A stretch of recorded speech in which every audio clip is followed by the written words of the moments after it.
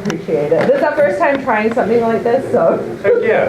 Thank you for hosting. we'll try it and then just And learn you're trying to from get it. any, you got any employees in there that want I to know, take a this break? was like, I was like, I'll just go grab some people. I'm like, oh my God. And tell them to sit, they gotta sit right in front Right in front of the camera. camera. Best visibility. We're gonna put Joe right there, and he's got to make sure his head's like moving up and down. Yeah. And stuff. Well, I think he's moderating it. What was that? You have me like really enthusiastic balloon. Just put him like, Yeah, Yeah. just jiggle them. Like, oh, the audience really agrees. But seriously, thank you for hosting. We really appreciate it. oh, thank you. Yeah, no, I really appreciate, like, yeah, first time trying this. I've only been with Majestic since the beginning of the year, but I've been doing film programming, well, Jay knows, for a long time. But, yeah, I'm excited to try something different. This is the first time they've kind of done like an all-day event like this, so, yeah, it's exciting. So how were, the ticket sales were good today? Everything was, So, yeah, actually, like, we had Hotel Transylvania almost sold out this morning, and that had the puppet Bodie Tony. He was introducing that. yeah. Ghostbusters is at like 77, and then we have Army of Darkness is like almost at 100. Oh, really? awesome. Yeah, and And then, that's in this theater, or? that'll be in the bigger one. Oh, yeah. okay. So Now, do you guys do like the theme kind of thing, or like people dress up? and all yeah, that people kind of dress stuff? up. Like for Army of Darkness, we have like themed drinks, and we have like the specialty menu and stuff like that. That's what Stevie's staying for that, right? Yeah. Okay. Nice. Very You're cool. gonna like touch it. Joe, you're moderating, right? I'm part of the audience. So, Dang, that guy has Everybody. a lot of questions. yeah. What, who are all of you guys? Are we starting? Is I that think so. There's Yeah. no one out there. Here, Do it. yeah, Action. Now you This is got my film. 302. Yes. Because now it's like the 4 of you. Landon, did you Yeah. zoom in so it's just our heads and you guys? It's kind of out here on the side of the table. It's like a mystery theory. Okay. Okay. You can put your hat on when you receive. So we'll That's go over true. So you want to start here and then go that way? Go ahead. I'm Landon Huber. I'm an artist and an illustrator, and I drew a graphic novel called Bleed that he wrote. My name is Jon Colunga. I wrote it. Good job. Good job, Joe. I'll do it every time. My name's Jon Yurcaba. I'm an illustrator, writer, just general creator. I've done a lot of work with IDW, and I've worked on Ghostbusters, and I make things. Now, I can never pronounce your last name. I've been, So, I've I'm been glad thinking you said it out college. loud. Yeah, I've been thinking So say it again. It's Yeah. Yurcaba. Yurcaba. Yeah. Okay, good. Because like, I think even when John, I teach at Phoenix College. Yeah. So John was one of my students. And then I think I might have asked you like, how do you say your name at the beginning of class? And then I completely forgot. Then I'm like, I'm not even gonna try to attempt to say your last name ever again. But then you just said it. So Yurcaba. Okay, got it. So my name's Jay Fotos. I've been in the comic book industry for well over 20 years. Probably what people might know me mostly for is stuff on Spawn, Lock and Key. I've done a lot of production work on movies like Haunting the Hill House, like all the ghosts that you see on that series, we designed them. Most current is Black Friday movie with Bruce Campbell. We designed all the monsters for that too as well. And I juggle around between, now I'm in my later years, I do publishing a little bit, or I'm backing off more of the comic book stuff and kind of moving into doing my own stuff. So I'm just going in that direction. But over the years I've worked tons of publishers, and mostly, yeah, horror is my bag. So anybody who knows me, they usually know there's some kind of monster connected to whatever I'm doing. So. Sweet. And And my name is David Quiroz, or Quiroz, if you can't pronounce it. I am a horror writer. I've written for film, a lot of terrible features you've probably never seen. And then in comic books, I'm the creator of Night of the Chihuahuas, which is a horror comedy. I've been doing some work with Aquatus Comics and got a couple of other ones in production that we're really excited about. Nice. All right. Well, what got you guys, I mean, starting everything, Landon, what draws you guys to horror comics in particular? Ever since I was a kid, just it's hard to put your finger on exactly what draws you to it, but there's the excitement of it, there's the supernatural element of it, gets your imagination going. You can go in almost any direction you can think of, and it's a pretty big world a pretty varied world of different kinds of horror. But yeah, I would say just the imagination of it, it's like you can almost go in any direction you want, and who's to stop you? So. All right. How about you, man? Well, I think it's definitely, like when you're a kid, you're not supposed to watch horror movies and stuff, so that probably draws you to it. You have to do it in secret behind your parents' back and all that. Kind of punk rock. Yeah. And all of that, but movies when we were kids were had a lot of practical effects and stuff that just looked really weird. It was just kind of out there. So kind of, Yeah. It's nice that that stuff's slowly coming back, the practical. Yeah. Mixing that in with CG. it just makes it creepy.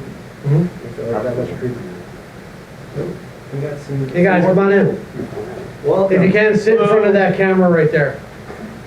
That'd be fantastic. Don't feel So I can prepared. hear? Yeah, right in there. That'd be fantastic. Thank you. Thank you, thank you. How are you, Jon? What's on So, my mom is a huge horror nerd, and my dad literally made Halloween an event every year when I was a kid. He would go all out, carve pumpkins, decorate the house, come up with the creepiest costumes in the world. And I think between my dad kind of making it real and in an accessible and friendly way, because he always made sure to show like, hey, look, I'm putting on my costume, I'm getting ready, I'm gonna take you guys trick-or-treating, and I knew it was my dad under this like horrendous, oak tree goblin monster costume or whatever it was he was wearing. It made it fun. And then, you mix that with like, I've loved Ghostbusters since before I can remember, and my mom kind of like making horror this thing where she trusted us enough to like not throw us in the deep end and be like, here, go watch Freddy Krueger or something, but to watch, growing up, to watch stuff like X-Files or Goosebumps or Are You Afraid of the Dark, like that stuff that was geared a little bit more toward young people. And then like, all the kid shows would have their Halloween specials all the way to like Eureka's Castle and stuff like that. It was very kid friendly. It kind of was like this small scale invitation to like, see, it can be fun. And if you do it in doses, it's almost like you're inoculating yourself to it. You're showing yourself like, I can do this much and I can survive it. Like this scary thing is not going to hurt me. This scary thing is not going to, do anything bad to me. And so it's almost just like over time, building up that resistance and allowing it to be fun and not a traumatizing thing. And like you guys mentioned earlier, it starts to be this thing that because it's all of this supernatural, paranormal, like stuff that isn't normal, it allows your imagination to flow in just like really big ways. And if anything ever got too scary, my brain always would just revert to like, well, if I had a proton pack, I could blast that thing into tomorrow, and not even a big deal. And yeah, I got a question for you. Yeah, go for it. I'm guessing, were you even born when Ghostbusters came out? I was not. I was 3 years too late. Gotcha. All right. So Cartoon even what I'm started. kind of amazed by you is because you're such a huge fan of Ghostbusters, Yeah. right? But you weren't even born, Right. right? I was well into my teens when that came out, right? Sure. So what I'm amazed by you, that you coming at a later, way later date, that this is like, you're all about Ghostbusters or whatever, Yeah. right? So for you to be that much of a fan coming in it that late, that all the stuff that preceded it, or that you never, or what, it's Ghostbusters, like that's your all-time favorite, you know, Yeah, whatever, right? absolutely. So anything that proceeded after that, or in that same era, you weren't even really introduced to it till like, you know, you're, I'm guessing, you know, younger, you know, 5, 6, 7, 8, 9 No, years no, old. no. It was from the jump. Like, I have pictures of me as like a child in like Ghostbusters movies. Wow, and okay. everything. Nice. Like, my mom's favorite story to tell is that one of the ways that I learned to walk is anytime like the cartoon would come on or like the theme song was playing for some reason and I heard it, I would like do the thing kids learning to walk do, where they like grab the edge of the sofa and like stand themselves up and then kind of like do that little dance. Well, like, I'm on my feet. I guess I can look at it now that I'm putting it in perspective, that I can look at it as like a kid growing up, you know, in the 70s, right? So I was a huge Godzilla fan. Right? Yeah. So, but Godzilla going, you know, 50s, Yeah, 60s, yeah. and into the 70s or whatever. So I didn't get introduced to Godzilla, Yeah. you know, in the early 70s, right, Yeah. when I was a kid. But it's been out for 10, 15 years, you know what I mean? So now I can understand that a little bit, but I always was fascinated about how you really, really like Ghostbusters. But you It's were, also- you came in, but you came Yeah. into it late, you know what I'm saying? It's So- also, it's something I've always found really fascinating, is that there's this dividing line where like if you came into, like if you were around to experience Ghostbusters for the first time as someone who was like a teen or older, and you could pick up on the more like adult humor that was in it, Yeah. then you latched onto that and it very much was like, oh, there's a lot of cool stuff in here, but it's very much a comedy movie. Yeah, yeah. And it's got these guys from Saturday Night Live at the time and all that kind of stuff. If you were a kid when you first saw Ghostbusters, all you cared about was like, I'm a kid, I'm used to being afraid of the dark, I think about how there's monsters and ghosts and creepy stuff in the dark, but now here's these dudes who have these cool proton packs and traps, and they have this cool car, and they roll out and their sirens are blazing and they bust ghosts, and I want to do that. And then right after the movie it's like, well, here's a cartoon, here's toys, here's this, here's this. So it was like there's this whole pipeline for kids to get into Ghostbusters and treat it almost like there's Star Wars, where there's like lore and there's adventure and there's all this stuff, as opposed to just being a comedy movie. Yeah. And Yeah, that's same as definitely what Godzilla, sucked me yeah, in. yeah. Yeah. So. Cool, all right, so what was the No, question? you're good, man. No, what what got you into horror? I think, specifically? like any kid, you start off with dinosaurs, right? So when you're drawing dinosaurs as a kid and monsters and, you know, all that kind of stuff, I was totally that kid, you know, like any kid I would imagine, you know, drawing or pretending to be some sort of monster or dinosaur or whatever. And then over the years, you know, because a lot of people ask me like, oh, well, when did you get into comic books? I mean, I didn't get into comic books till like way later. I think, like again, 70. I keep, you know, dating myself, but in the 70s, you know, my dad would pick up Heavy Metal magazine, and Heavy Metal magazine. And I wasn't really allowed to look at them because it had the boobies in it and all that, a lot of nudity. So I had to sneak. He used to hide them in the attic. I used to sneak up there and read them. But they fascinated because they were fully painted and rendered and beautiful art. And then when I would go to the spinner racks at the five and dime or whatever, at the time back then, I mean, Kiss I think was a big thing. And I would flip through their comics. I'm like, that's boring, you know, compared to Heavy Metal, right? So I never really got into comic books till like later, you know, periodically, you know, throughout, you know, my teens or whatever, I'll pick up, you know, some kind of Birdie Writes and something, or, you know, whatever. And then, you know, then I was introduced to like Frank Frazetta when I was a kid, you know, getting the Frank Frazetta art books, and that's boosted my imagination by tenfold. And then again, when I moved out here back in the early 90s, I met a bunch of guys out here, and they were big Spawn fans. And they're like, oh, we go to the comic book store, Atomic Comics. They go to Atomic Comics on Wednesday for new sit down, guys, and for new comic book day or whatever. And we used to go down there, and they're like, oh, you should check out Spawn. And I'm like, all right, cool. And I remember the issue was like issue 41 or something, when Spawn's getting ripped apart by all these tentacle things or something like that, I'm like, oh shit, wow, comics have changed, you know, so ironically, I ended up working for the guy like 3 years later, you know, that started working with Todd in his office here, and then luckily, you know, started on all of his, you know, back then was like Curse of Spawn, Spawn the Undead, Cygor, Sam the Twitch, Spawn, and Medieval Spawn I worked on too, so I got thrown into the wolves, and then working with Todd in his office, like from here to here, it was like basically boot camp, 'cause I went to art school and everything, but nothing for like comics, but then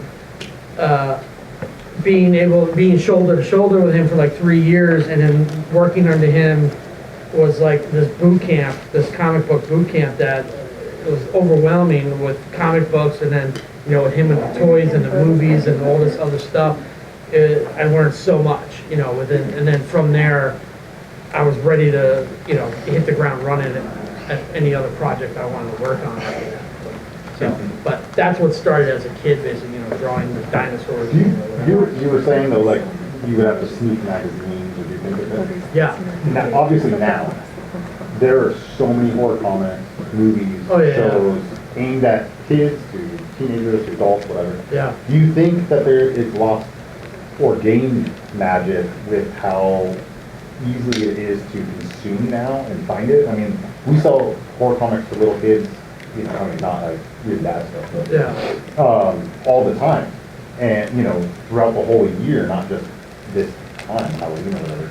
Do you think that's changed anything? I mean, it's like kind of on what John was saying, like, you're getting indoctrinated into it earlier, Yeah. and it's just becoming something that's cool and part of it. And it's like, when I was little, I was scared of it. Well, But I feel like if what kids are now. if what you're saying is true, then that means that kids are becoming more desensitized, which would mean that it's not as effective. Yeah. Well, I think it's all about, you know, what kind of horror. Like, Yeah. when I was watching Goosebumps wasn't, you know, hard art or with gore and stuff happening every second of every episode. But it was spooky enough for me at the age that I was at. And then, you know, I still remember the first time I went into my school library and found scary stories to tell in the dark, because I'd read all the Goosebumps books that were out until then, and I was like, oh, what's this? And I remember flipping it open to that page, which, like, if you've seen that book, you know what page it is. And With the classic old school Yeah, drawing, yeah. the shading and the. And yeah, and I remember seeing that and just having this moment of like, I'm terrified, and closing it and putting it back on the shelf. And then it was just this period of like, every couple days I go back in there and like peek at it just to like, I can do this. And then, until eventually I was like, I'm gonna check out this book because I want to read this. And then being terrified all over again because I'm reading it in my bed at night. But looking at that now, like, I still feel that little twinge of like, I remember how scary this was, but it's not as scary as the stuff that I watched when I was an adult. I remember accidentally walking in on my parents watching Candyman when I was like 4. And it's the scene where she's leaning over the crib and it's all bloody and she's like, where's my baby? And I was just like, I could not bring myself to actually sit down and watch that movie until I was like 21. And it was still scaring me, and I love that. The movie holds up. So I think it's not about like, let's throw the 5-year-old in the deep end and show them like the most goriest, R-rated, scariest thing ever. It's what is scary for them at that moment that they can tolerate, and then by the time they get to be an adult or whenever they see those harder movies, they can enjoy that in, you know, I guess at the right time, and it still holds weight for them. Well, let me ask you, well, as an artist or an illustrator, because when I, you know, going back to those books that you open up and you're like, oh my God, that's scary or cool or whatever, I remember like opening up, you know, like say a Frank Fernandez at an art book or whatever, and go, oh my God, that's the coolest thing I've ever seen, I have to do, and I'm going to redraw it, I'm going to draw it. You didn't look at it that way? Oh, I You didn't absolutely look at it like, oh, as an artist. I'm looking at it as an artist now. That you're like, oh, look at, I like the technique of how this was drawn or painted, that I want to try to copy it. I want to try to learn how this guy did it. So that didn't intrigue you first rather than It was being scary first, or? It was scary first to me because I've been drawing since I was a kid too, but I think when I saw those things, it hit me first and foremost as like I'm taking in this scary thing and it's having its effect on me. And I think part of like getting to the, like when I was talking about kind of wearing myself down with the scary stories book, once I got to the point where I could look at it and just kind of sit back and instead of the shock of being afraid of it, I could admire how much I was afraid of it. That's when I would then be like, let me try to do something that's creepy. And even up until I watched Candyman, one of the ways that I would like soothe my fear over that movie is I would draw pictures of like myself as a Ghostbuster busting Candyman. Gotcha, all right. So then I could go and watch Candyman and be like, okay, I'm ready. You know, and it's like that kind of thing. And that, like all of that creepy stuff that I watched growing up absolutely influenced how I draw creepy stuff. See, it's funny because like going off of what you just said about not throwing the 5-year-old into the deep end, I was the 5-year-old that got thrown into the. I had an uncle who I have no idea to this day what he was thinking, but he showed me Dawn of the Dead, the original 1970, whatever, 78 I think it was, and I was like 5. I was literally 5 years old. And watch, I still viscerally remember, like, if you've ever seen that movie, it's practical effects. I think they use, like, animal intestines for the humans as they get torn into pieces by these zombies. And I'm like, what am I watching? They grew up- used watermelons a lot for, like, the scenes where they would shoot the zombie in the head and the head would Yeah. Yeah. Oh, yeah, all of that. And so I was like, I grew up in a really conservative religious household. And it was funny because we were not allowed to watch horror or anything, and yet they would always tell us that if you go outside, the devil will eat you. And it was like, so I'm living in a horror movie, but I can't watch other. You know, and I'm like, I'm a Mexican American, and you know, my grandmother would always tell me like literally everything. It was like, if you go outside at night, the cucuy will eat you. If you go too close to the river, La Llorona is going to take you away. And it's like everything was associated with an evil punishment, and so I immediately associated, even at the age of 5, that horror was a morality play. Horror was, if you do something bad, you're gonna get destroyed, eaten, ripped apart, Killed something somehow. very bad's gonna happen to you. And that feeling that I remember of like, it put a lot of things that I was growing up being taught into perspective, and then I would start writing these stories, and the nuns at the Catholic school that I attended would like call my parents. We're very We need to have a conference right now. And seeing the reaction that kids and the nuns and everybody else had to these stories that I wrote was like an addiction almost. I was like, ooh, how can I make you squirm? How can I make you uneasy? And then that was how I got started writing horror, and it's just been like something that, you know, you continue to pursue ever since. And I know, kind of like what we were talking about earlier with like horror evolves. So what was scary then? Walking zombies, Dawn of the Dead, right? Dawn of the Dead 1978, the zombies are a massive horde that the reason that they're dangerous is because humans can't work together long enough to defeat them. Yeah. Dawn of the Dead 2000 and whatever, it's because they can run and climb buildings and unlock doors and do all this other stuff. So it's like, it's got to change, and it's fun to have to evolve with that, you know? It's a challenge. Oh, and you never answered though, or you didn't get a chance to answer. But I guess that's kind of how, right, that's how you got into it. Yeah, I mean, just being exposed to it at way too young of an age, always being kind of pursuing that thrill of like, you know, especially when it was forbidden. And I think it should be, when you're too young, it should be forbidden, you know, but like, I've got a 12-year-old daughter, and she is like always wanting to read, you know, whatever I'm working on, or always wanting to read stuff that I'm around. And so it's like trying to like ease her into that so that she's not just overwhelmed with it or seeing anything that she shouldn't. But, you know, she already knows that, you know, she wants to because my wife doesn't want her to. So, like, I'm the horror writer, I work on horror. My wife is like, she's way too young for this. So it's like we have to find that medium of, let's not, because if you block it away, it's going to be like when I was a kid, where people tell you not to, you're going to do it. You're going to find a way to do it. Right, absolutely. Yeah. So taking that into account, everything that got you into horror, and I know you all touched a little bit on how you turn that into what you're doing, but what has been the process of taking that passion for this and turning it in, you know, utilizing it in the medium that you guys work in, you know, creating gleaming, like, so how did that, your love for horror translate into that? How did you turn it into, you know, of the work that you do? Well, I went, personally, in my 20s, I drew a lot of like surreal art that was kind of crazy, which you can see on my Instagram at huber.landon. But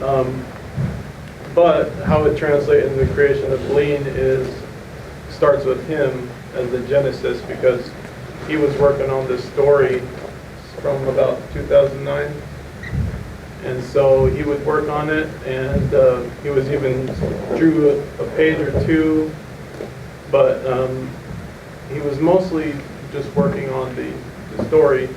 And eventually I just offered, I said, hey, you know, he told me like his concept of the story. I thought it was interesting, and eventually I kind of wanted to take a break from the kind of art I was making, and it was like an interesting challenge to me to try to illustrate a graphic novel, which I had always wanted to try. And so then I offered to do that to him. We met at Denny's.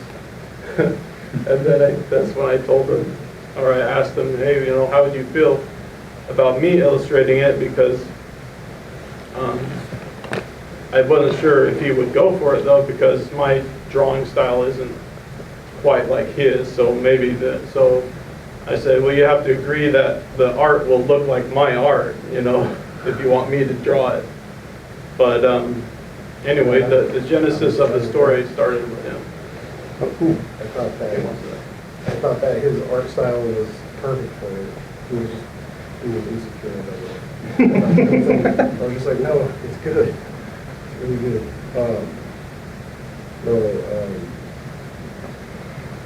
I just like contrast, you know, in everything that I write, like form-wise. I think that it's important to have contrast. You know, kind of like innocent things and then dark things, and you kind of mix them together, you know. I think it makes for like an interesting story. You see that a lot in gaming, actually, you know. So, I mean, I kind of went from, when I was a kid, I went from like Barney to like Helmers. So like, I didn't have that transition, you know, that slow transition. I was just like, okay. That's why Lean incorporates like humorous elements and all that. Yeah, and I'm a fan of like Clive Barker, so like, you know, a lot of the designs of the monsters in Lean are very kind of like Clive Barker, kind of, you know, the Cenobites, if they look in the classic films, like the new one. So yeah, that's what inspired me. I love you, how exquisite pain can be. You gonna come up with that, John? I did, yeah. That was pretty Just awesome. popped in. For me, I think, I'm gonna keep bringing up Ghostbusters, you guys gotta get used to it. But Ghostbusters, I think, kind of cemented the idea that horror can be anywhere. Like, when they first figure out what's going on, it's because Dana's fridge is haunted. Like, her whole building is haunted, but she sees the terror dog in the fridge. And it's about, you know, these guys rolling out, not specifically to like cemeteries or like the old rickety house at the end of the street or something that is like, it has creepy written all over it. It's a downtown hotel. It's an apartment building. It's like all these places that are just these common places that we all interact with every day. And so I always was fascinated by the idea that like, and then you have movies like Poltergeist where you find out like, oh, the house down the street that looks like every other house is built on top of a burial ground and they just didn't move the headstones. Like this idea that something creepy could happen anywhere. And like there's stories behind every little thing that could lead you to something darker. And so even in my stuff that I've come up with that's not explicitly horror, that is often where like my imagination starts, where it's like, okay, I want to tell a superhero story. A lot of superhero stories lean into like very just like science fiction, and there's like a general acceptance of like, oh, like this spider got experimented on. Peter Parker got bitten by it. He has spider powers now. I like to look at that kind of stuff and say like, okay, even if it's kind of like vaguely realistic how this person got their powers, what is the thing that gave them their powers? And does that have roots to something that's a little more unknown, a little more abnormal? And with anybody who's been to a local Comic-Con or whatever, that if you've seen, I have a full-size horse. This guy's on the horse, this guy here, I actually built a life-size version of him before I even wrote a word on the story, because I knew this was my bad guy. And then that was my muse to get the story going. And then as I'm creating this life-size version, I'm doing artwork, I'm creating or doing concept work of like, this is what this guy looks at. Same thing with Gorgon, is I changed the mythology and I wanted her to look more different and created all that first. And then as I'm doing that, the story develops more and more and more. So then once we begin to working on a story, we have a decent plot set. And then from that plot, we build a story, and we have all the imagery that, like, all right, she looks like this, and she comes from here, and there's this house, and there's this guy, and they all look like this. And then I think, John, did you take my creations class? yeah. Yeah.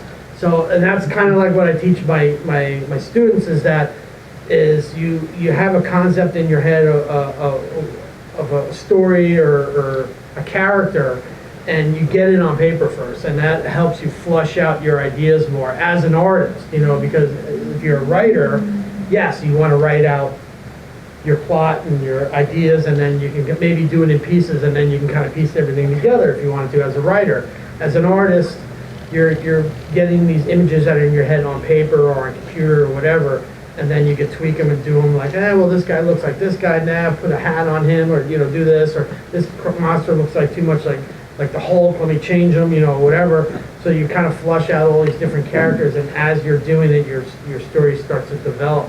And that's how I work. I work more organically like that, rather than write a script, and then here's the script, start drawing, or whatever. I work like opposite of that, which is create the imagery, create because it is, a comic book is visual, you have pictures. So that's, to me, as an artist, is what kind of comes first, and then the story can kind of, which is opposite. I mean, you can argue with a writer and go like, no, the story, and I agree, because the story has to be good, you know what I mean? Mm-hmm. But I think I spend more time developing the characters and monsters and this, that, and the other thing before I really start focusing more on the story. Mm-hmm. But I do have like a solid plot that I'm like, okay, this is what's going to happen. There's going to be this, this, and this, and this, and then we fill in all the stuff between. You know what I mean? And then I work that out. I have a writing partner that he's really good at that, so him and I would just kind of flush out, well, there's this, this, this, and this, and then we map it all out, and everything usually turns out great. So, but, yeah, so, yeah, that's me. I wonder if that's why, I feel like my ADHD keeps me going sometimes, because I will either start with like this visual idea or like a story of like, hey, what if this happened? And then I'll start writing it, but then I'll get so excited about what I'm writing, I'll have to like stop and start drawing. But then I'll get so excited about what I'm drawing, I'm like, oh, now that I've drawn this on this character, I have an idea for a scene like this. Let me go write that scene, and then I'll start writing that scene. Yeah, that's kind of like it's just, yeah. Yeah. Yeah, because stuff keeps popping into my head as I'm doing stuff. Yeah. Right? It's the same thing. I think all artists kind of. Yeah. All artists have some form of ADHD Yeah. or OCD or some other kind of thing. Yeah. And also, too, I don't think there's any one process. I don't think anybody that tells you that there's a process that works, don't take them seriously, because every artist has our own process, and what works for me doesn't work for you or you, and what, vice versa. There's flip sides to that, because yes, that's true what you just said, but then like when you go to work for a publisher or something like that, it's way more structured, right? Mm-hmm. So like when you're working for a publisher, they're like, all right, well, we need a script. And you're like, okay, well, here's my script. Then you go, all right, give the script to the artist. Artist, draw the panels. Artist draws the panels. All right, colorist, you color it. All right, next, letterer, you letter it. And it's all done in this kind of I want to say Assembly line. robotic fashion in a way, you know. An assembly almost. Yeah, you know, because it's way more structured, because this is how they have to do it to keep on a timeline, to get everything out on time, And but, especially working as a team, too. yes, yeah, and then, but as a guy that kind of sets my own schedule and does whatever the hell I want, I have that luxury of, no, I'm just gonna spend, you know, half a year designing characters or, you know, whatever, because I'm not in a hurry, you know, to get it done by this date, because it has to go to printers and blah, blah, blah, blah, blah, you know, so there's two different sides of it. So, yes, you know, take all the time you want to develop your characters, but, you know, when you get into the professional field and you're on, you know, somebody else's dime, then you kind of have to structure yourself on how, you know, what needs to get done by this time and this time, and, you know, all that kind of stuff, so. Yeah.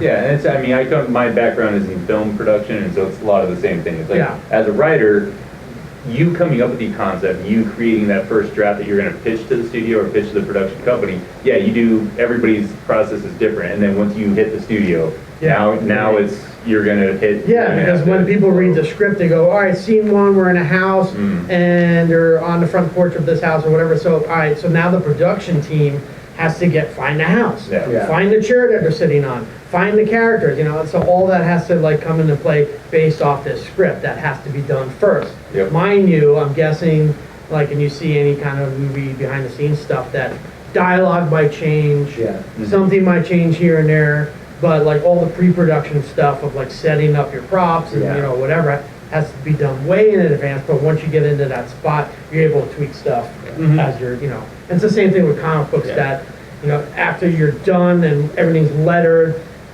usually we pass it around to everybody and everybody reads it, and we like triple edit it, and, oh, this is spelled wrong, or no, can we move this over here? Like, oh, no, he's supposed to be holding something in his left hand, not his right hand, and we have to, like, you know, fix stuff here on the fly, and then that's, you know, do that on the back end part, Yeah. you know, but, so, yeah. So like, and the difference is when you're doing something indie, you do have to do all the jobs yourself. Yeah. Usually, unless you're actually paying somebody else to do those jobs, you have to do them. So it takes longer, Yeah, because more of the jobs fall on your shoulders. yeah. Yeah, and then you end up losing people because they get hired away to better jobs or better paying jobs, and And that's what's good about, you know, working as an indie artist, because you do get to learn, and it's the same thing I tell my students is, learn everything. Learn how to letter your stuff, learn how to learn your color, learn all this stuff, so you don't have to rely so much on somebody else to get your stuff done, you know. But again, going back to the more structured working for like a major publisher, they have it all set up in line, that, you know, they have everybody that kind of does their specific thing, reason why there's no monkey wrenches that can Yeah. be thrown in and screw up the schedule, you know what I mean? So, Yeah. Flexibility is definitely a good thing to have Yeah. when you work in comics, whether it's because you're working for a publisher, but then they want to switch something up, or you're doing something independent, but you're working with people, and then somebody leaves or somebody comes in, or like, the more that you can adapt, this is the Bear Grylls, adapt, overcome. Yeah. You know, like, the more that you can do that kind of stuff, the better off you'll be for sure. yeah. Right on. All right, I got one more question, and then I'll let them ask. sure. Cool. Oh, go for it. I have a question. Is there any unspoken rule about making horror comics? Like between artists? Don't Kill the dog? well, That's a no, good one. Yeah, that's yeah. a good one, but yet, if you kill the That's dog, funny you're that setting you a say tone. that. You're Yeah, telling the that's audience, true. like, this is what you should expect from, you know, like, what was that movie, I am like, Didn't The Conjuring kill the I dog? Am Legend, Conjuring did, there was a movie called, and I know this is a comic panel, but, there was a movie called Feast, where they deliberately broke every rule just to throw the audience off. And I think with comic books, there are definitely, you understand the tone based on the cover, based on the first few pages. Yeah. And so as an artist, the only thing that I would say is that your art should match the tone of what you're doing, because a reader can get very thrown off if it's a very serious, dramatic piece, and yet the visuals are like Ren and Stimpy or something. You know, it'd be hard to do, but then again, that might be the intent. Yeah, it's all about, because like you were saying with the intent, like if your tone is this is dark and scary and twisted, and the characters look like they come from a Nickelodeon cartoon, that might make it even more dark and scary and twisted, because that's not what you'd expect. And so it's almost like the one rule of, I don't even want to say it's a rule, because I feel like you can find a way to break it, but like whatever you're doing, do it with purpose. Like if you're gonna do something, make sure it's for a reason. If you're gonna make your characters and your art style look like a Nickelodeon cartoon, do it because you want that to unsettle the people who are reading it if the story itself is dark and twisted. You know, like whatever choice you make sure it's there to support and emphasize what it is you're trying to communicate. For a certain effect. Yeah. That goes with my question. I was gonna ask each of you.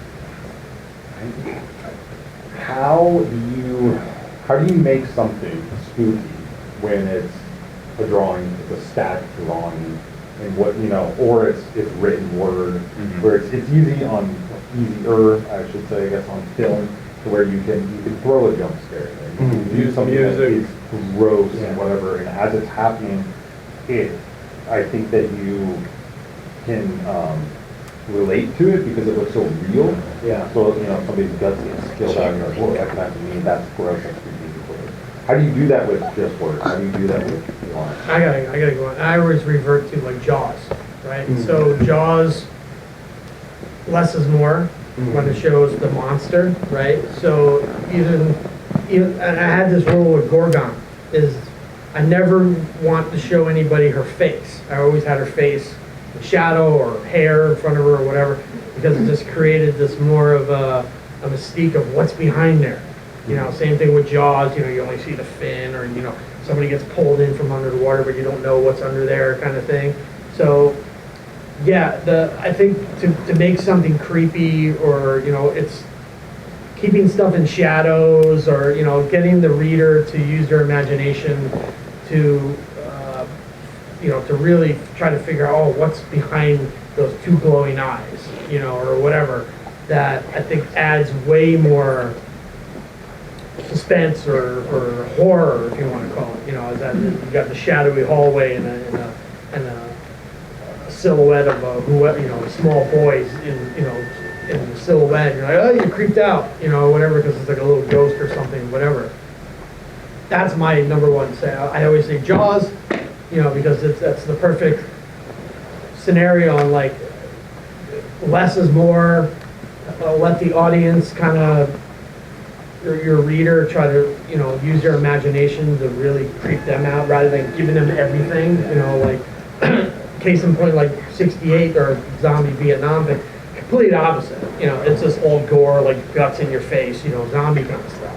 But then, you know, we have flip side stuff, like I was saying with Gorgon or whatever, that I want to keep our main character in the shadows. You don't know what she really looks like. You only kind of get a silhouette and see little pieces of her. And the audience kind of like, oh, I want to see more. I want to know what she looks like, or what's behind that hair, you know, whatever.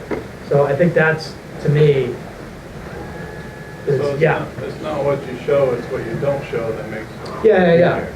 Show as little as possible until you have to show. And that's not a if you rule. have to And it's show it. not a Yeah. rule. Again, like going back to say 68. 68 was more blood and guts and, you know, your over-the-top zombie kind of stuff, that's a different side of that. But I'm more intrigued of the what's hiding in the shadows kind of guy. Yeah. You know, so. And I think like when I'm writing a script, I'll usually understanding that the audience's eye is going to go from the top left all the way down to the bottom right of holding a 2-page, you know, the comics spreading across 2 panels. And everybody, when you open up a comic book, it's natural. You're not going to just focus on the first panel in the upper left. You're taking in the whole issue that you're holding, the whole centerfold spread, right? And so I love to be able to like try to manipulate them where they see what's going to happen and they're like, oh, And then you turn it and then exactly, and then you're like, Yeah. oh man, how are we going to get from here to there? And then what's going to happen when I open the page? And I always try to structure my writing so that at the end of one page, knowing that the audience has to turn it over, and then it's like, you know, and then digital just screws you all up because if they're just quickly scrolling down, you're like, oh, well, that didn't work. But I'm a traditionalist. I still sell physical copies just like you guys all do too, but you know, digital is its own thing. And there was a really freaky comic that my daughter showed me where you scroll down, and as you scroll down, it animated Oh, yeah, and yeah, stuff, and like sound effects popped up, and I was like, this is awesome. Like, I would love to try to write for that, but that's, you know. There was a, it might be the same one, but I know there's one that, was circulating a little while ago, like it almost went viral. Like the where it was Japanese like, one? Yeah, Yeah, where you're scrolling yeah, down, and then it just like starts scrolling on its own. You're like, no, I didn't do this. Yep. So that's a fun way to do it as far as digital. But there's a really brilliant, I think this is who it's by, but there's a really brilliant video essay by a YouTuber named Super Eye Patch Wolf, who analyzes what makes Junji Ito's manga so effective. And it is a lot of like structuring it so you know that like the big reveal of whatever the scary thing is on the page turn. So it is like a jump scare. And almost like that page from Scary Stories to Tell in the Dark with the corpse woman. It's like you're reading, and then you're like, ugh! And like that's the thing that gets you. So it's figuring out ways to have those effects with the medium that you're working in and how you can pull that off. And it's also, you know, depending on what kind of story you're telling, it can be like I know one of my favorite things to do with Ghostbusters or other stuff that is like, you know, you're building up to like facing whatever the creepy thing is head on. It's about the main characters seeing the effects of that creepy thing, catching wind of that creepy thing, investigating it, looking into the lore, building up all of this like, oh, maybe this is what we're dealing with, and if it is, this is going to be really bad, and it gets more tense and more tense and more tense until you get to that like, now we're about to go into this room and confront it, and then that's when it's like the payoff is, you know, seeing the thing. And then that does put more pressure on you, because then it's like, oh, if you built it up really well, whatever you see on the next page, whether you just like, it's in broad daylight now, or it's just like poking its head out from the shadow, you've got to make that scariness hit.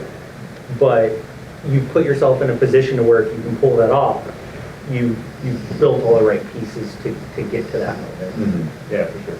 Yeah. Joe disappeared? Yeah, I got you. I was being Joe, but sorry. I got that. I'm in a very professional environment, thank you. If the audience has any questions, if anyone would like to ask anything, the boys are very friendly. Boys, men, they, them. Anyone have a question?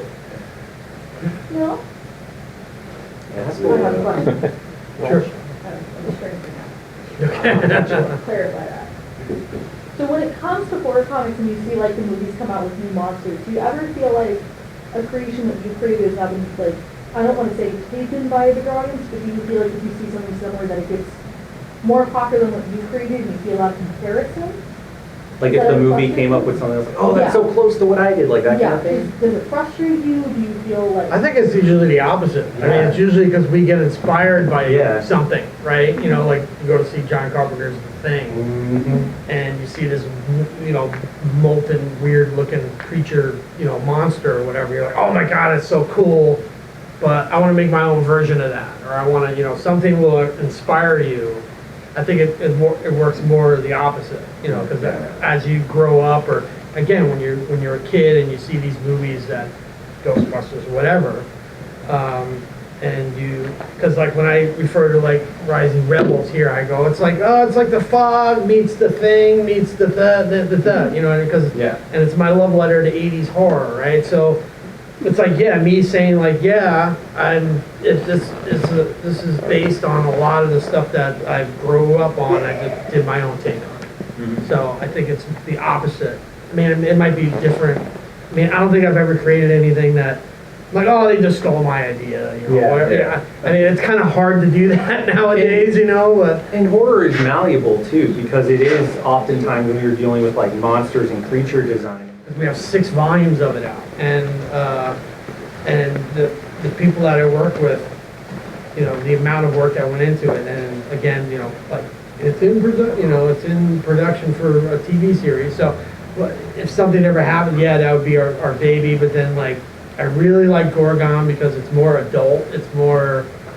I like the direction that's going in, and then I have so many. I mean, I got a chance to work with Frank Frazzetta's stuff, you know, I mean, there's, you know, working on Spawn, there's, you know, the Lock and Key, there's so many, but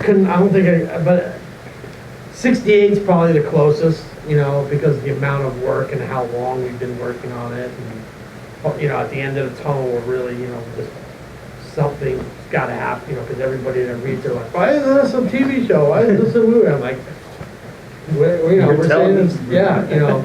So hopefully when that happens and, you know, or whatever, then yeah, I guess I would have to say 68. For me, I feel like I'm really proud of all the stuff that I've done that's like out there for people to do already, but I feel like my best stuff is still ahead of me. I feel like whether, you know, I end up actually getting to do like a Ghostbusters comic or anything in that world that's like storytelling, that will probably be something that I give my all because it's something I've wanted to do since forever. And also some of my original stuff. I have like stacks of notebooks and Word documents that are just full of a story that I've had brewing in my head since I was like 15 that I've been refining and just haven't sat down and said like, okay, I'm gonna do it. And I've left explicit instructions to all of my siblings and my family, like if anything happens to me, take this and find somebody that you trust to help make it happen. Not even because I'm like, I need this to, you know, represent me, but it's just like, I have so much heart and love that I put into that story. And it has like elements of everything that has inspired me, whether it's like superheroes or horror or just like, even Ghostbusters. It's not even necessarily about ghosts and hunting ghosts or anything, but the vibe of that, like it's all in there. And so like, if that ever sees the light of day, which I hope it will, that's my goal, then I definitely think that's something that I'll be able to sit back and be like, I did it. And that'll be something that I'm really proud of.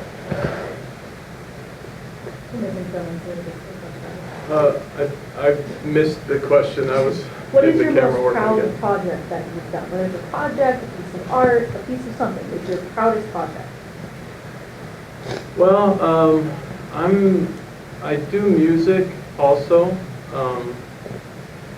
so I'm proud of some songs I've written, but I wouldn't say that any one particular thing I've done I'm the most proud of, because everything I do, I try to do it to the best of my ability, and then when it's done, then I feel proud. Yeah, that I got it's a it hard done. question, right? I know, I'm sorry. Creativity really No, is it's like fine. taking a little like piece of your soul and your heart and being like, all right, be gentle with it. There you go. 'Cause I think if you ask John, like, because I know John is the biggest, you know, a Ghostbusters fan, that like he's dying, he's almost there because he, you know, he does all covers and stuff for it.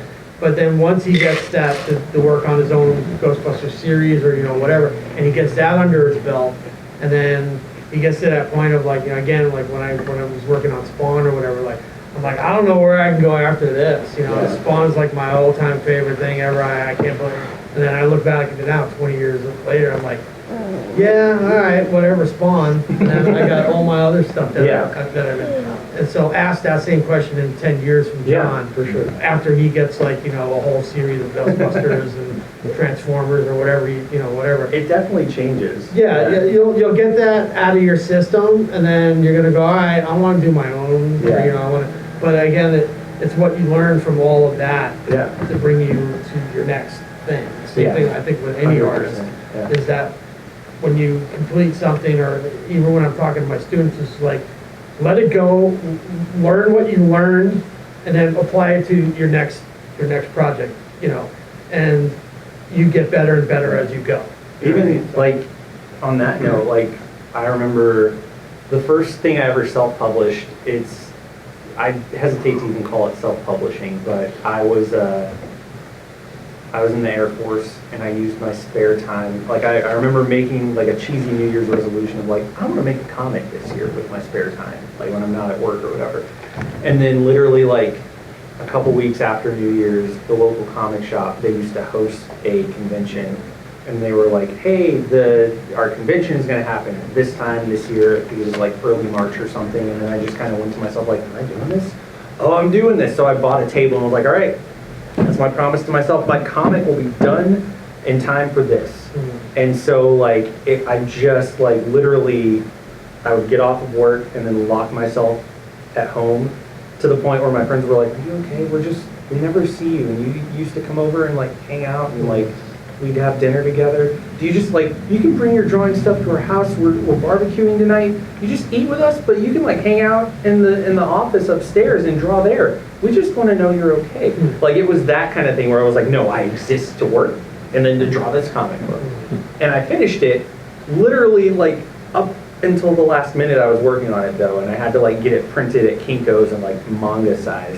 And but I did it, and it was one of those things where like in the immediate aftermath, I could kind of like look back at it and be like, hey, I did the thing I said I was going to do. This is great. I made it happen. 2 weeks later, I was like, I'm really proud that this happened. I'm really glad that it worked out. I already want to like tackle this again. I want to do this better. And it's not because like I immediately was like, oh, get that thing out of my face. Why was I even proud of that? It's that I did it, and now like I want to move on to that next thing and do something I can be proud of in a new way. So every creative venture is like a learning experience that helps feed into the next. Oh yeah, for sure. Good way to put it. for sure. Sorry, my question is being like horror fans and stuff. How do you think the progression of horror from when it originally happened to modern day with movies and comics? Do you like the way it happened, or if you could change something? We're talking about movies or comics? Either one, any adaptation of the level of horror, or how it's materialized and presented in different ways. Do you like the way it is, or would you change it? I like it, well, because you got so many, I want to say, homages that they're doing a lot of retro stuff, which I like. You know, case in point, like I'm not a big Disney guy or whatever, but they did Werewolf by Night. I don't know if anybody's caught that. Yeah. They nailed it. I mean, and it was all done this kind of like old school Universal Monster style. You know what I mean? So to me, and then they have to realize like that stuff works now, and they can, tweak it and do different things or add the technology or whatever, but still goes down to that core, I want to say, storytelling or look or vibe or whatever, aesthetic, and apply it to newer concepts. You know what I mean? So then you have like your Conjuring, Blumhouse, kind of stuff, but then you got guys that are just kind of like revamping stuff and then taking retros. I mean, again, like 70s movies to me still has that grin on it. You know what I mean? Like, like Texas Chainsaw Massacre and Exorcist and Amityville Horror. I mean, still hold up because it has this grain to it, and then a lot of, I want to say newer or any guys or the newer guys look back on that and go, I want to take what they kind of did there and evolve it or make it better or whatever. And a lot of the time it doesn't work, but sometimes it really does work, which I think it's just getting better. Yeah, 100% agree. Yeah, 100% agree. So. But again, you can still watch movies from the 60s, 70s, 80s, whatever, that still hold up, and So it's like, even though they update some elements in the technical aspects and maybe some other things, they, by keeping to the core essential element of the story and the lore, that's the vital part of the whole thing. That's what gets your imagination going. Yeah. I mean, has everybody seen, was it Del Toro's Cabinets of Curiosities or whatever? Not yet. My God. Yeah. So it's like, I describe it as like Creep Show, but with a budget. Yeah, right. So, and it's a lot of it's all practical effects too. I think there's really little digital effects or whatever. If there is, I think Del Toro, yeah. I think Del Toro's a big fan of practical effects. So he's got the money and the budget to do it, and then goes, no, I want a giant rat on my set, or whatever. So rather than digital, so That's a great example if you've seen it yet. All right. The first 4 I think are really good. The rest of them were coming, but you'll watch it. But he did a really good job with it. Again, it's like more of a creep show, but with a bigger budget, you know. So. Yeah, Del Toro his stuff is amazing. Yeah. But it's like because. And he's an artist too. You gotta realize that this guy is an artist as well as a director and a writer. So all those elements put into one really, really helps, rather than like a director. Yeah. As in a director, like, well, it's this creature and he's got this arm, and you know, and he has a hard time describing it. What Del Toro can be like, it looks like that. Yeah. Make me that. You know what I mean? So that helps out big time, and that helps him as an artist and storyteller or whatever. So he's got, you know, all the traits of being a really good creator artist. You know, so.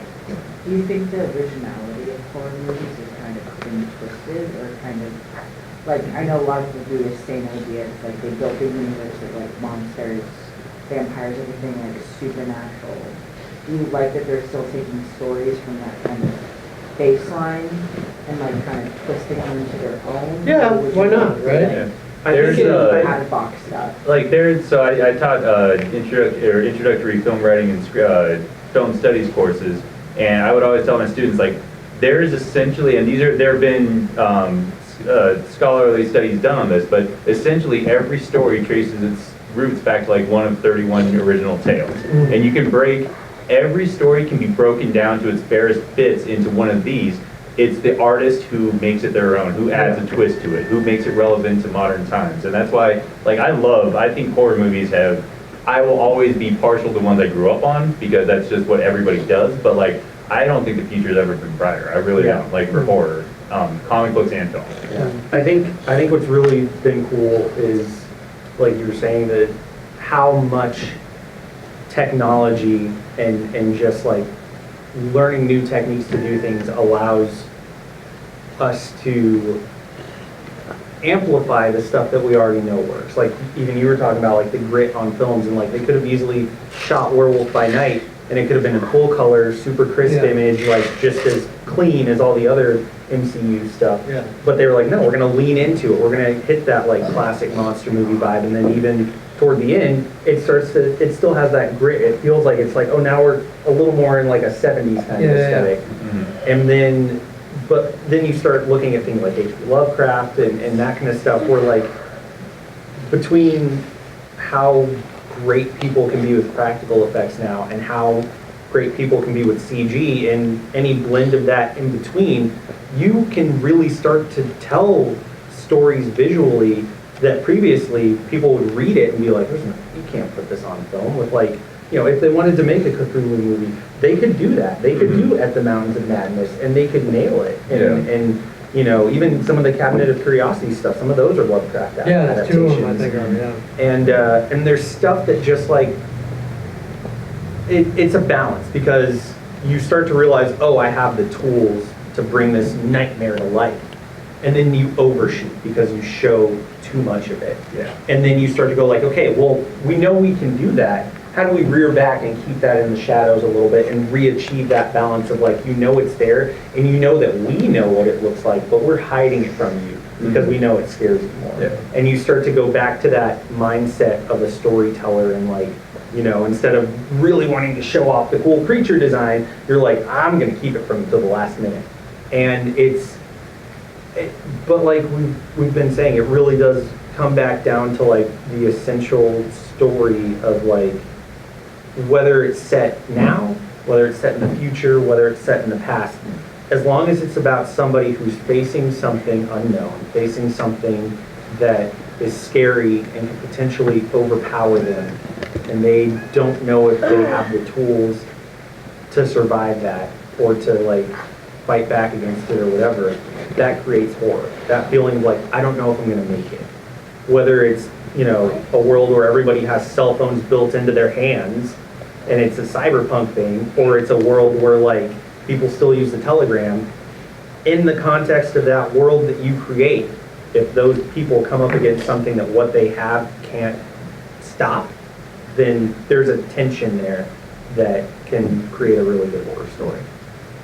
So I just have one quick thing to add, kind of going back to your original question, which is, I think Stanley Kubrick said it, almost every story has already been done, but it's doing it better than it's ever been done, or different.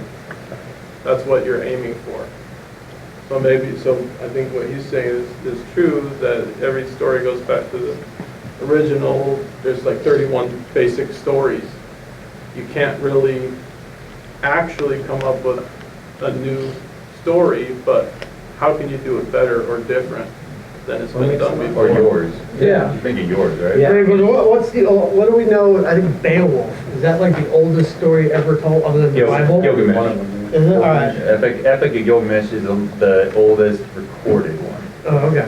But story's been as soon as humans evolved to build fire, we all had to huddle around it. When we're all huddled around it, we had to have something to keep us. Yeah. So. Yeah, That's well, how I we want to get say covered. Beowulf because it's more of the mainstream, right? But it's like one of the oldest stories ever told, other than the Bible or what we were just saying. And how many ways can you make Beowulf? How many ways has Beowulf kind of been made? In different ways. You know what I mean? You got the king.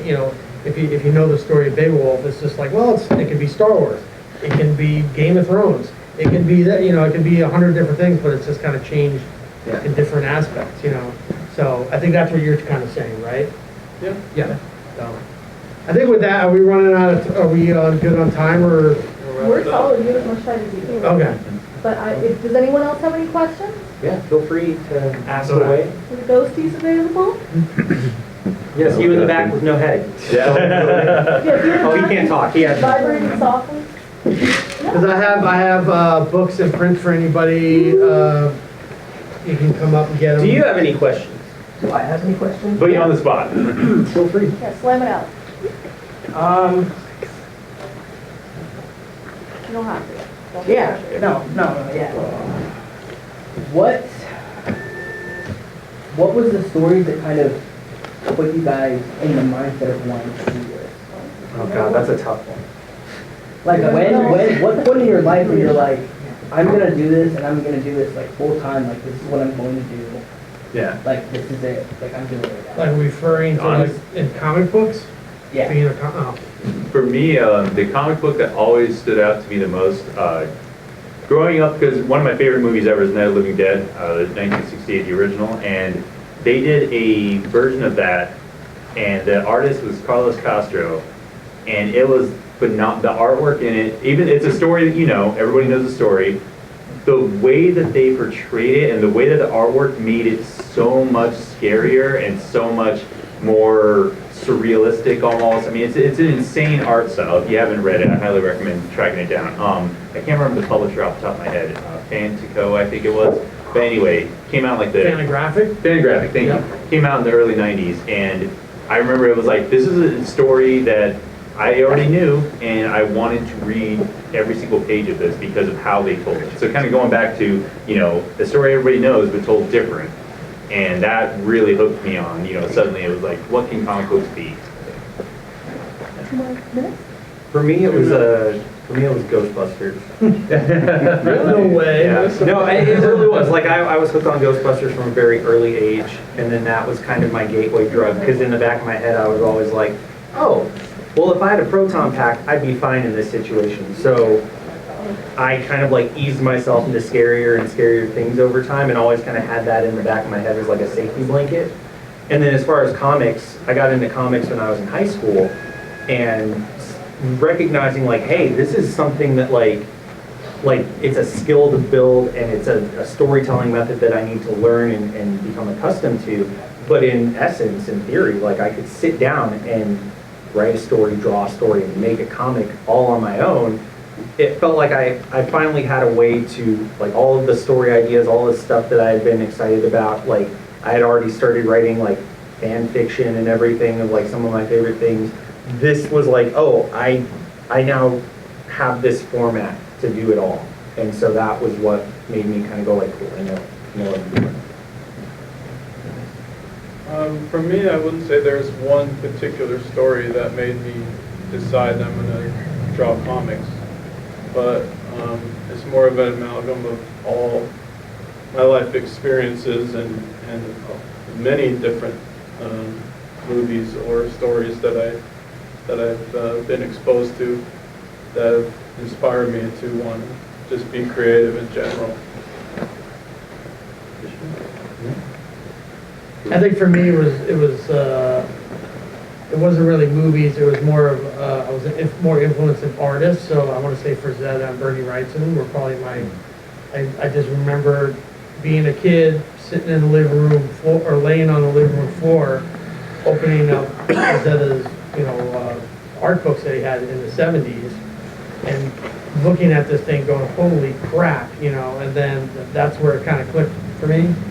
And then from there on, comics didn't come until later. I mean, like I said earlier, I didn't fall into comics till like when I moved out here and got introduced to McFarlane. And then I kind of fell back into it. But it was more of artists that influenced me more than anything. Cool. All right. Is that it? So anybody, I got prints and comics if you want them right here signed. Please come up and take them. Cool, thanks everybody for coming out. Thank you for coming. Thank you.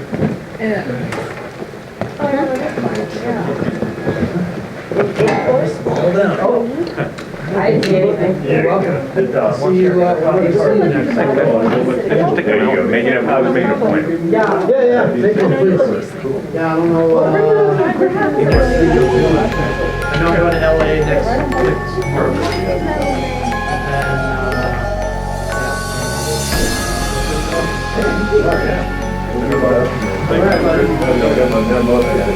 Oh, really? Cool. Yeah, take a book.